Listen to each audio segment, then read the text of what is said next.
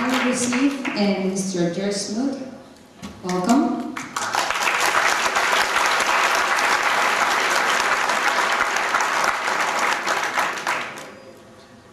Thank you. Honor and a pleasure to be here and for me to be back in Tenerife. Turns out I'm doing 3 significant projects now, and each of them, well, let's see if we can get control of my computer again. Each of them involve people in Spain, and 2 of them, which you'll hear briefly about, involve people here in Tenerife, so I have been here before. Hopefully I don't have to restart. And the 3rd one actually involves people from the mainland of Spain, but involves collaborating with the Russians for a satellite that we hope to launch to study the intermediate, what we call the dawning of the universe, in November. So, you know, when I was younger, the idea of, collaborating with the Russians on a space launch was just like the thing that the astronauts had. But what we have now is a much different environment, and we get along, very, very much better.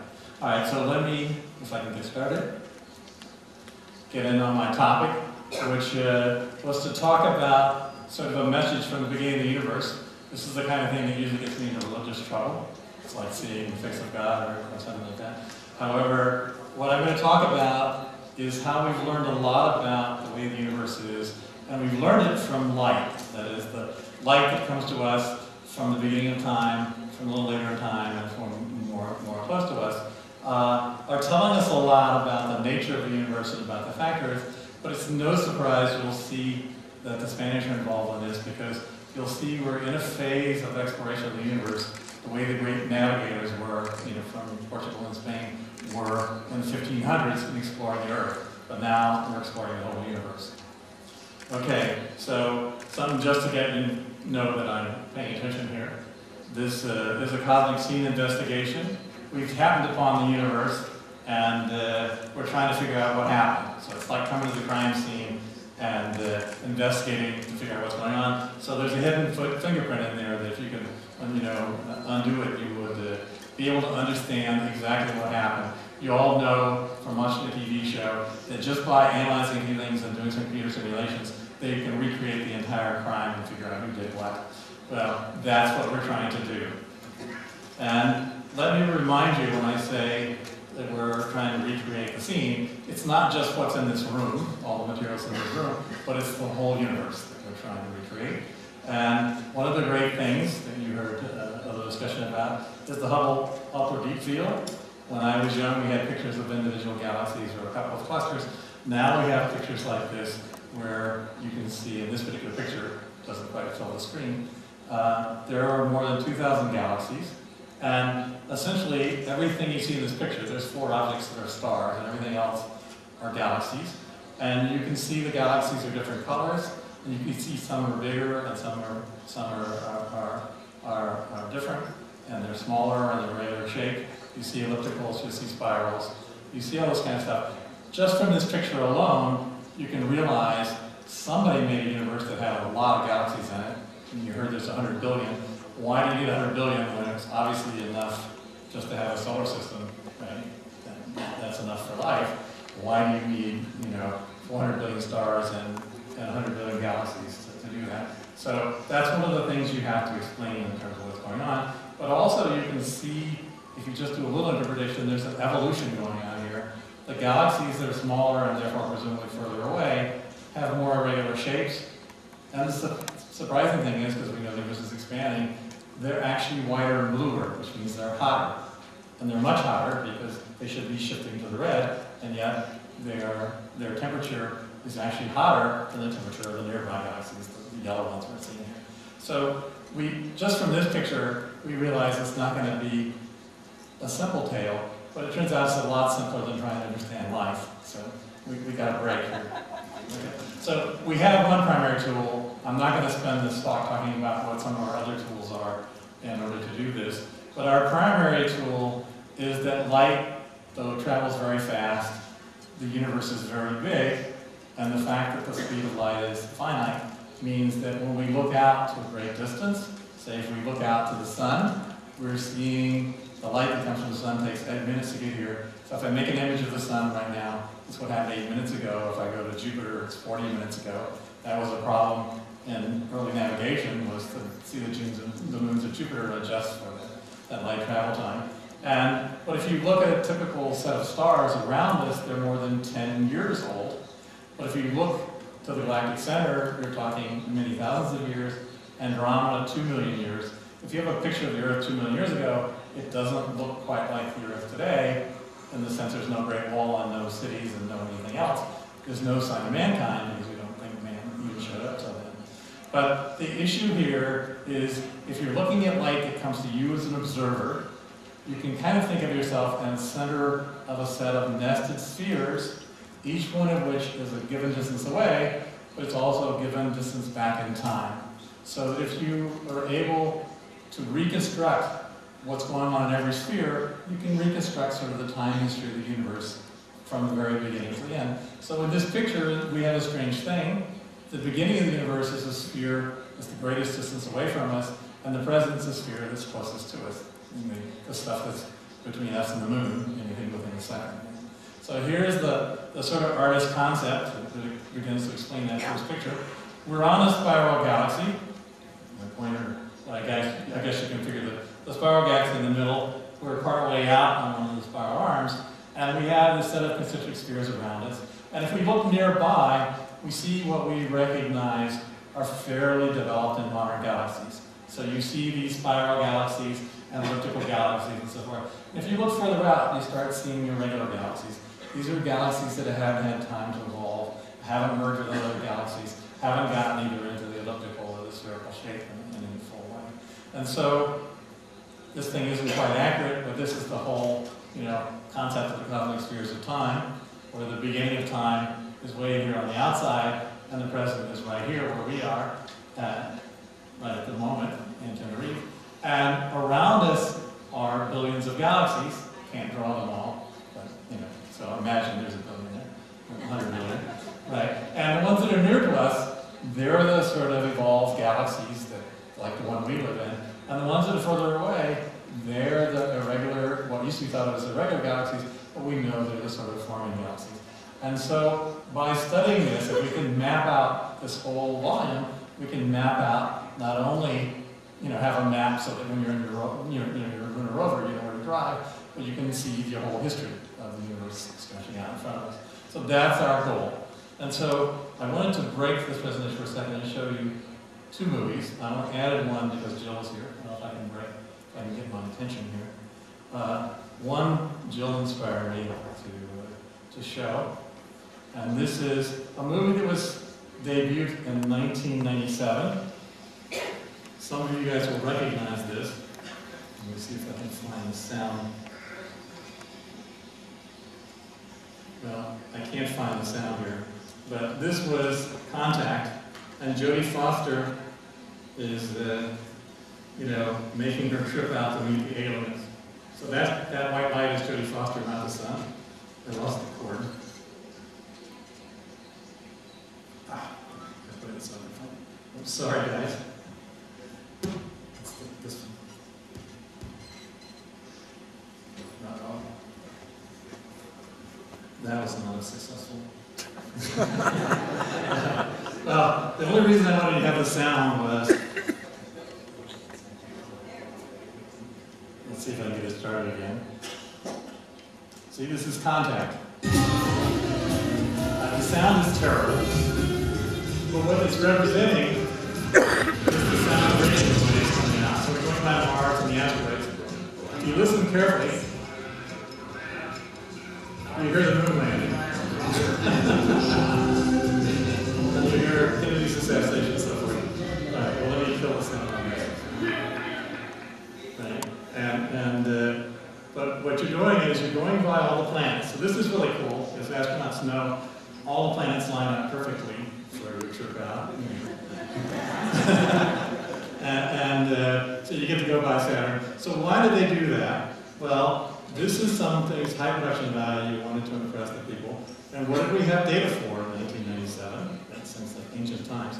We've been to the planets. We had great pictures. We'd send our probes out to the planets. We had great pictures of the planets. We can do it now out to the Kuiper belt and the Oort cloud, and then you get further out and you start seeing other stars. And I had to make most of this up from now on out until Jody gets to meet the aliens, right? But there were a few pictures because the Hubble Space Telescope was up. And so you'll see you get to go through a dust cloud, a famous dust cloud. This is called the Pillars of Creation. It's a place in our galaxy where a lot of star formation is going on. And when the stars have gotten hot, they evaporated material around them and forced it into sort of these pillars instead of being whatever it is. So this is kind of interesting. But what I'm going to show you in the next picture is a movie we made last year, and also has production values, but it's based on data all the way to the edge, all the way to the beginning of time. So there's our galaxy. And that's pretty cool, like for a decent galaxy. Now we gotta go through, there's Andromeda, and we gotta go through some other galaxies. I'm only going to run it because you guys want to see the evidence, right? You got to go really fast. And what's sort of interesting about this is this kind of leads up to what we're going to be able to show you with our data today, right? There's a lot of galaxies out there. There's a lot more than in my simple drawing. There's a lot of galaxies out there. You know, when the astronauts tell you the Earth looks tiny, you know, here if you held out the tip of a pen, you still cover our galaxy. Never mind the planets. Okay, so let me show you a movie that we finished last summer. There's a different kind of music on it. It's very much more inspiring. Although still not perfect. So this is starting on the Earth, and this is real images of the Earth, nothing simulated. A lucky and incredibly more powerful than what we're doing. So this started with a Kobe satellite, which we saw the original fluctuations. It's been followed by WMAP. And now, in May of 2009, we launched a Planck satellite, and some of the people here in Tenerife are involved, and the rest of Spain involved as well. And we're making better and better maps, and additional problems. And from these, we see these small structures, which are not only the seeds of the galaxies and the structures, but the clusters of galaxies, and other things we can see, but give us a lot of information about what the universe is made out, what its structure is. And I'll give you a slight interpretation a little later on in the talk that you can actually understand. It tells you something about how space and time itself were created. And so, and you'll be able to see that with your own eye and understand it very clearly. So we've had this history from 1965. So I'm waiting for the 50th anniversary of discovering the microwave background, 5 years, maybe a little more. Where Prince and Wilson, if they'd used their Bell telephone thing and scanned the whole sky, they would have made a map that looked like that. You only barely able to see the galaxy. Everything else you see is this uniform, diffuse background glow from the universe itself. And it's only because they're at such a long wavelength that the galaxies show up. And then Kobe, we went essentially a factor of 10,000 more in sensitivity and resolution, and we see the galaxy saturating across here, but we see these large-scale structures, cool regions together, warm regions together, cool regions together, that are structures we're able to show came from the very beginning of the universe, came from the time when the universe was the equivalent of 12 hours after your conception to your own lifespan. We follow that with WMAP, which is much higher rate of resolution, and we're able to study these, and we still see these cool regions grouped together and warm regions grouped together, but now we have much more detail, and that allows us to say how much matter there is, how much ordinary matter, like what we're made out of, what kind of other structures there are. We're able to learn the content of the universe as well as kind of the DNA for what's going to happen in the future. And soon we're going to be publishing, this higher resolution map from Planck. And we have what I call our ever sharpening view of the embryo universe. Even though it's the largest sphere that we can see, it's truly the embryo universe. It's way before the birth of the universe in terms of a human kind of thing. So in 1992, we had a very coarse map. In 2003, we had a better one. Sometime later this year or early next year, we'll publish a better one from Planck. And we have 2 other big telescopes that are working on the ground, one in the high Andes and Atacama, Cosmology Telescope, and one at the South Pole Telescope that are making very high resolution maps. So why are we doing that? The answer is it's very, very rich and very, very detailed. We're able to map what's going on in the universe at a really ancient time with very high precision. And we're even getting so good that now we're seeing not only the first order effect, but the second order effects. And that allows us to split, things that would be degenerate and really understand what we think is going on in the early universe with high precision. And then we have to see if it links all together, and everything that comes in between fits upon the pattern that we think that we have uncovered here.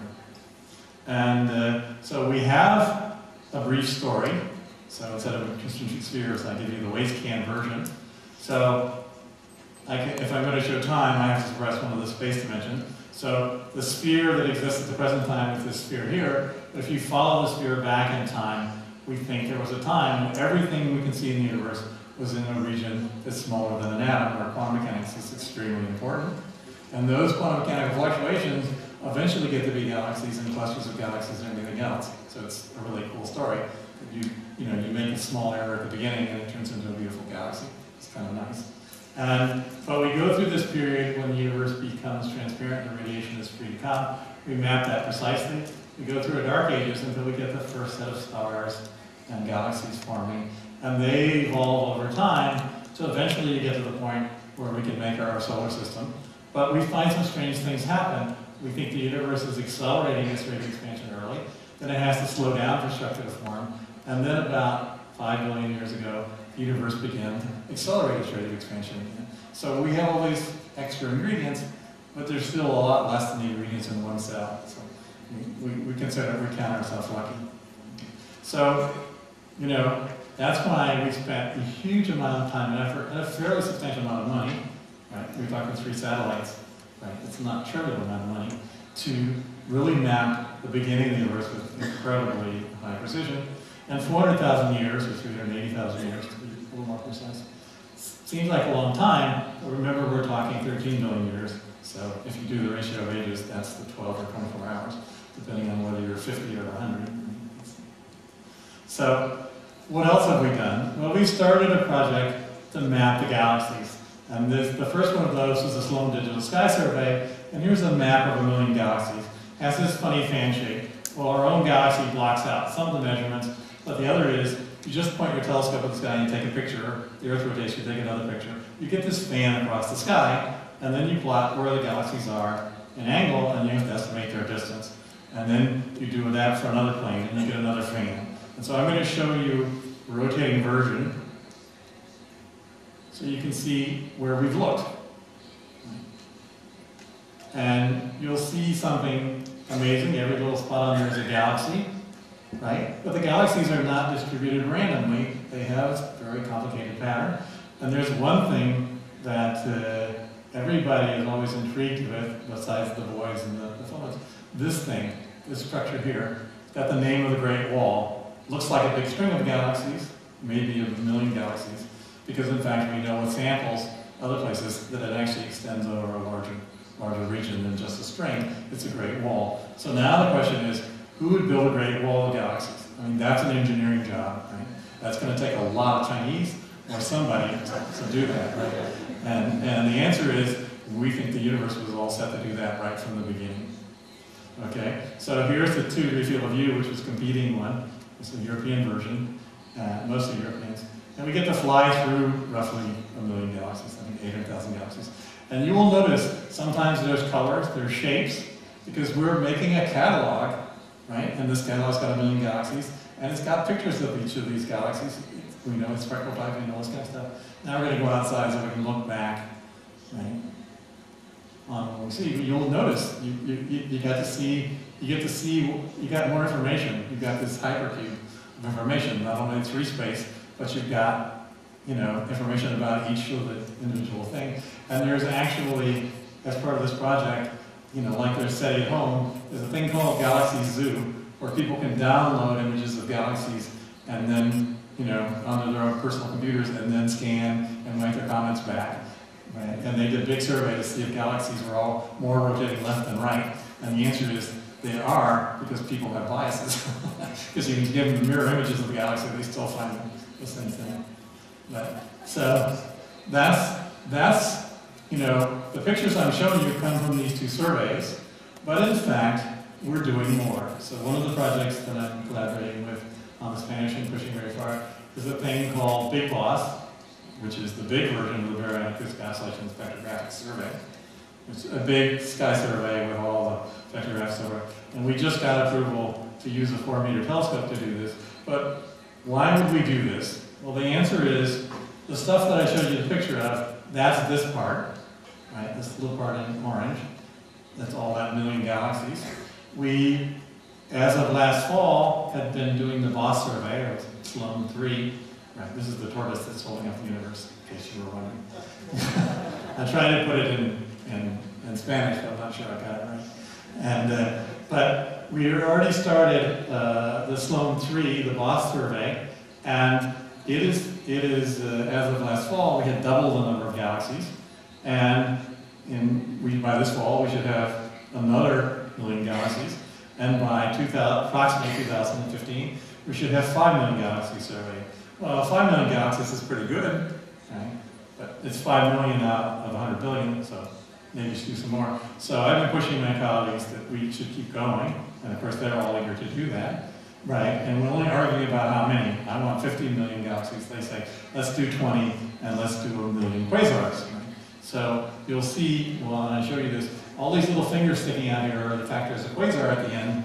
You can get a good image of a quasar, and you do the spectroscopy of it, and you see the light being absorbed by things that are going to form, that are forming into the galaxies. So this is called a Lyman apple forest, but it's a way of studying what's going to happen in the future. Right? These first guys that turn on at a very large redshift, they light up the guys that are getting ready to turn on later on. There's still this evolution going on. And so our goal, and this is, right, so if you think for a moment about the problem of measuring 5 million galaxies and realize you can do a million a year if you're really efficient. And the way we do it is we try and measure the spectra of 1,000 galaxies at a time. And that's done by making this big plate about this big and having machine drill holes in all the right places where the galaxies are. So you have to figure out where the galaxies are. And then there's a guy who comes and plugs a fiber optic into each one of these, right? And then you put it on the thing, and the fibers go down to the spectrograph, and you line them all up in a row, and you get the spectra of all the galaxies. Well, there's one guy that can plug those in really fast, and that kind of works. But if you want to go a factor of 10, you got to go at least 5,000 a night. You can't do that, right? Because you got to do several plates. So we're developing positioners, and so one of the things in Spain, people in Spain are trying to develop, because they want to use it for the telescopes here too, is to develop positioners. And my group has got a lab, we're developing the test for the fiber optics to run it down. And then there's a group in France that are trying to design the spectrograph. So it's an international collaboration to set up to do this next thing. So that's why I say we're like the great navigators. We're trying to map the universe. And, you know, if we can just stay on Moore's law, it's only going to take us 50 years to map the whole universe. The hard problem is, you know, how do you go from 5,000 galaxies in one picture to 50,000 to, you know, 500,000. But we're getting ready for the next one. So we have to be ready by 2015 to start the new one up. Okay. And so why is it called BOSS? Well, it turns out these fluctuations you see in the cosmic microwave background end up reflected in the galaxies. That is, if you have a big clump that's going to become a cluster of galaxies, the light pressure is so great it blows the ordinary matter out to a great distance, roughly 500 million light years. I think it says so on here. Well, it says megaparsecs, but anyway, we'll see. It's roughly 450 in the scale. They get blown out, and then the dark matter attracts the stuff back in, but a little bit of that stuff that's on the outside is left behind and forms a few extra galaxies. So you see these big extra bumps that are roughly the size of 1 degree on the sky. They're going to show up to here at the 450 megaparsecs. And you look at the data that goes from the Sloan survey we have now, and you see this little bump. There's a few percent extra galaxies around this thing caused by what we call the baryon acoustic oscillations, the photons blowing the baryons out. We want to measure that very precisely because that's a ruler. It's a fixed size that we know is a function of the universe. All we have to know is how much has the universe expanded since it got blown out there. And we can measure, we have a ruler that's laid out there in place so we can measure the growth of the universe over time.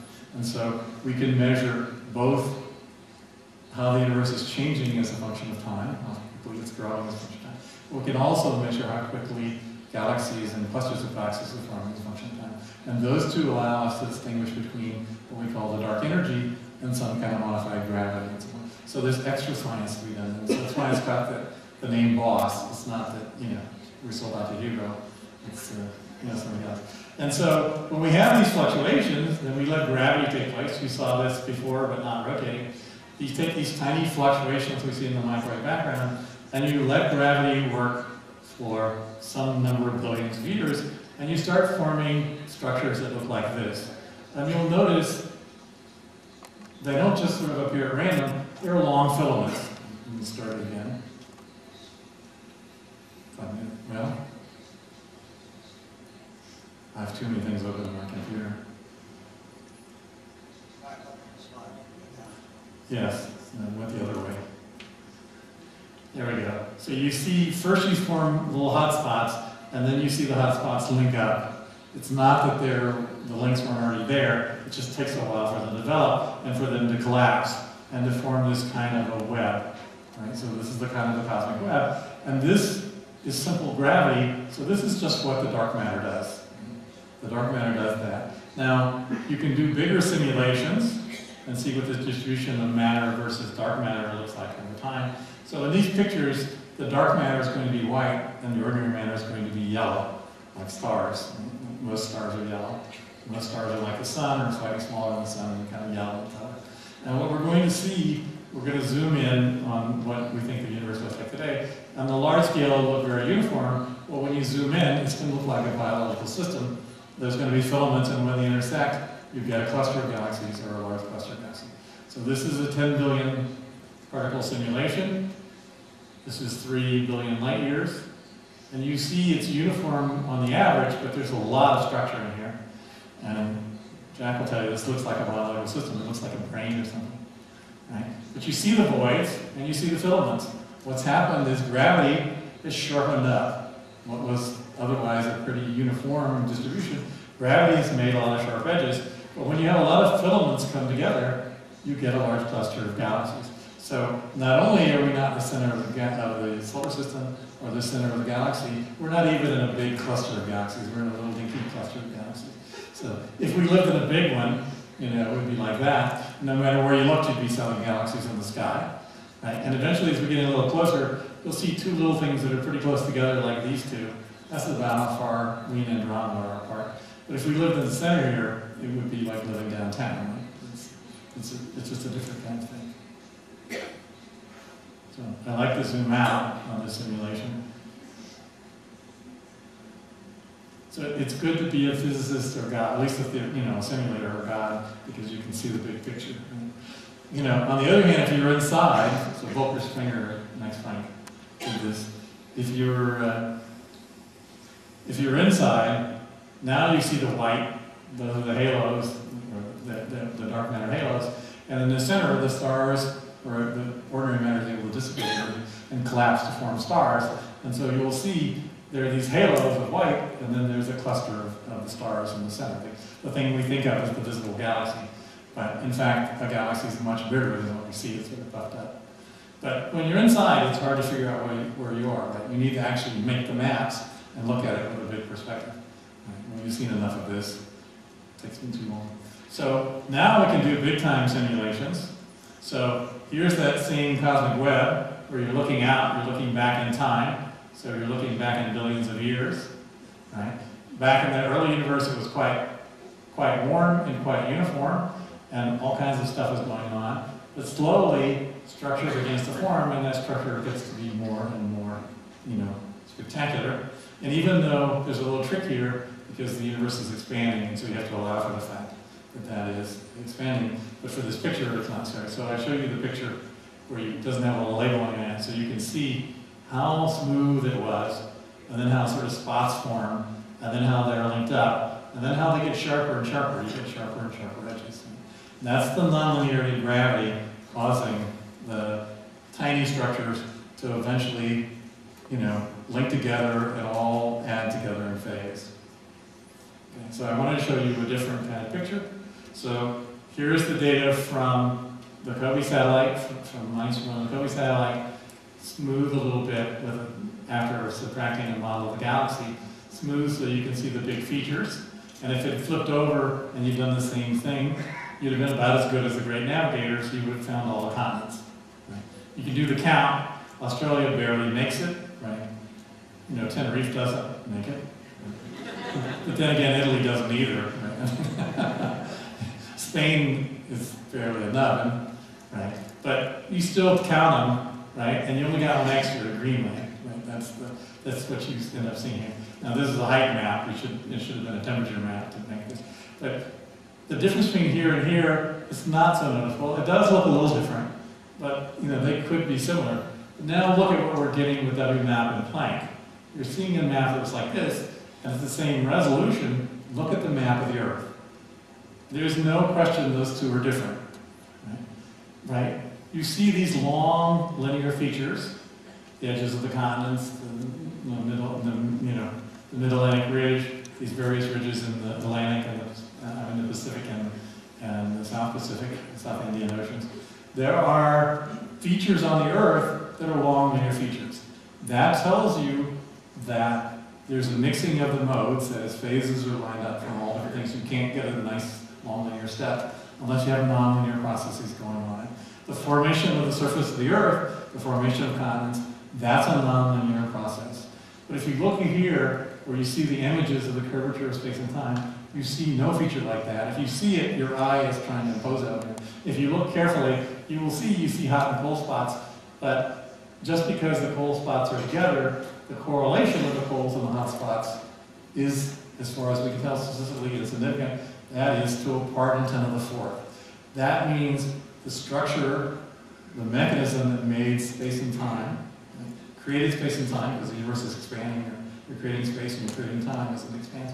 That mechanism is linear to extremely high level, to as high a level as we are able to see. And that's a great feat because these variations are part in 10 to the minus 5, right? part in 100,000, and we're able to go down another factor of 10,000 on that. So we're going down a factor of 9. We're really seeing that the processes that make space and time are really the simplest ones. That means gives us hope that we can calculate it.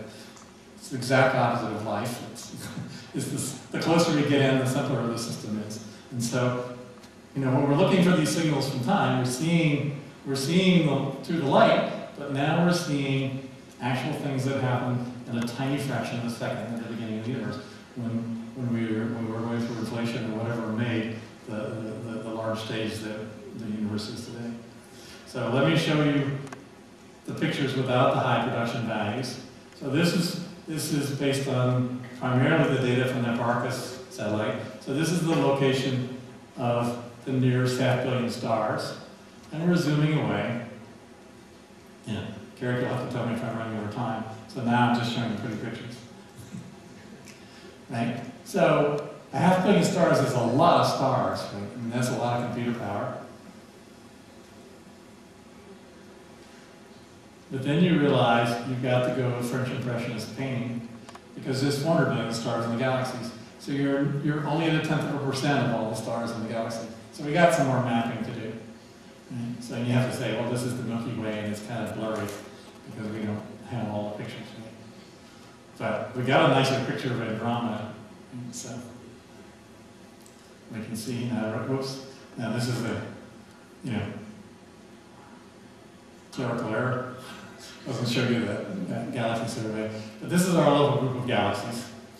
And you have to orient it around to see it, but then we have to orient it so that as we zoom out, you can actually see where our nearest neighbor is.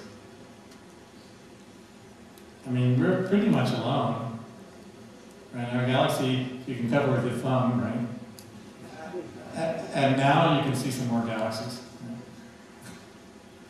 Well, now we're traveling down one of those wedges. And we're going a little faster. Remember, it takes light 2 million years to get between the nearest neighbors. Now you start to see some red ones. Those are the large red luminous galaxies. You can see them over great distances. And the quasars. they're so bright you can see. The regular galaxies you can't see in this kind of great distance. Okay, so you can see kind of where we've mapped. So now we'll show you a little further out. So we had all the little pieces.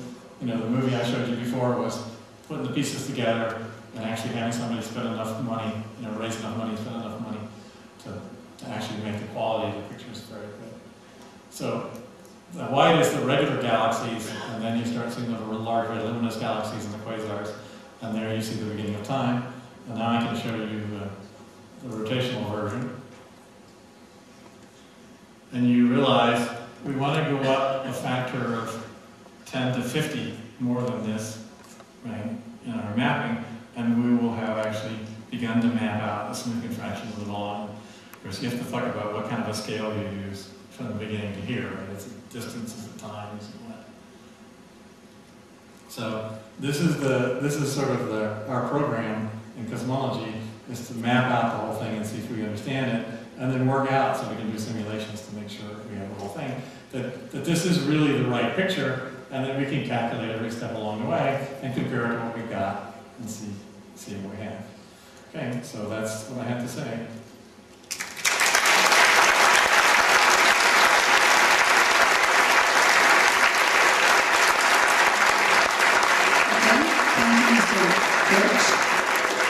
Right now we have this time for a few questions.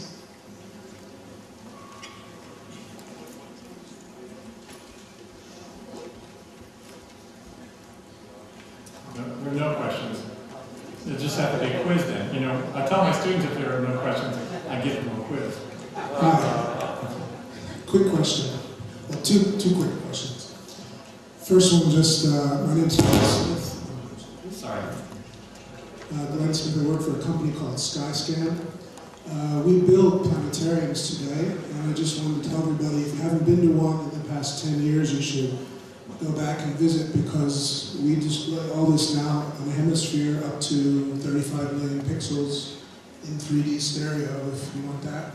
Yeah, that's true. Some of this stuff we actually made in the planetarium, right? Because in fact, part of the process is, as soon as these data are available, we actually make them available planetarium. Yeah. And it just depends on how good, it depends on how good your computer systems are. We have quite powerful PC clusters, and we do about up to 8K resolution on some of the bigger domes. My second question, which is more from the lay side, is when we look back in time in the direction of the background radiation map and you see the forming of the galaxies, we're looking back in time. And what do we think is there today? Is that galaxies as they seem to be close to us today, or? Well, we can only see back along the light cone. That is, so the further out we look, the further back in time. If we estimate what we think had happened, those things that have formed the galaxies, just like the fluctuations of close to us have formed the galaxies. So our anticipation is as far as we can look out, probably along the horizon, or we can look. We have some reasonable reasons to think that the actual universe extends well beyond the horizon, well beyond the 14 billion light years. So we would think that it's fairly uniform on a very large scale. I mean, there's lots of individual statistical differences, just like that pattern I showed you. But as far as we can imagine, there's galaxies and clusters of galaxies. Turtles all the way down.